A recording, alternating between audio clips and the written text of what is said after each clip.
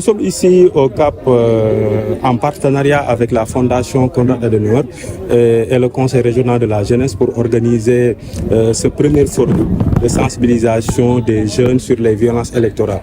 Comme vous le savez, les jeunes sont des acteurs, mais aussi sont victimes de toute forme de violence liée à l'élection présidentielle. Raison pour laquelle le Conseil national de la jeunesse a décidé d'organiser ce forum pour les sensibiliser par rapport à ces violences-là. Comme vous le savez, la jeunesse représente plus de 75% de la population et nous avons des responsabilités avant, pendant et après l'élection présidentielle. Donc, raison pour laquelle nous sommes là pour sensibiliser l'ensemble des démembrements du Conseil national de la jeunesse au niveau de la région de Ziguinchor, mais aussi inviter les jeunes des partis politiques et coalitions de partis pour faire des recommandations aux autorités locales, mais aussi aux autorités nationales pour maintenir la paix au niveau de la région de Casamance. D'abord, il y a les inscriptions sur les listes électorales.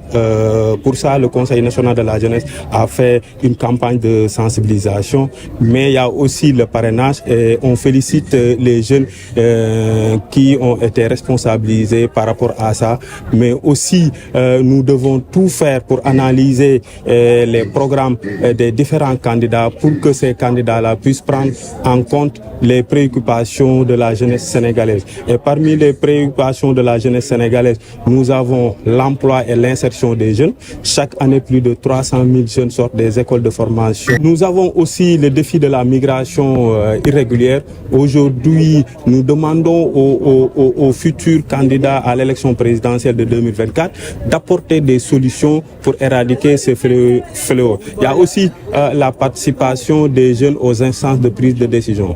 Nous sommes 75% de la population, mais si vous allez dans les instances de prise de décision, nous représentons moins de 1%. Raison pour laquelle nous voulons pousser les candidats à l'élection présidentielle d'adopter le projet de loi instituant un quota d'au moins de 30% de jeunes dans les assemblées électives et semi-électives. Voilà en gros les défis de la jeunesse sénégalaise par rapport à l'élection présidentielle de 2024. Une de nos axes stratégiques, c'est la participation et la représentation, entre autres. Oui, nous avons encore deux autres, c'est la décentralisation et la sécurité. Mais dans cet aspect de participation et de représentation, il est important d'entendre la jeunesse, qui représente un grand lot de la population sénégalaise. Donc ce sont eux qui vont participer aux élections aussi. Ce format ici a été conçu par le Conseil national de la jeunesse. C'est un partenaire de la Fondation depuis 2018 qui s'inscrit justement dans toutes les politiques de la jeunesse. Donc c'est pour ça, cela va de soi, participation et représentation, Conseil national de la jeunesse, qui justement s'approche beaucoup avec son projet de loi, mais aussi avec tous les programmes étatiques pour améliorer les conditions de la jeunesse au Sénégal.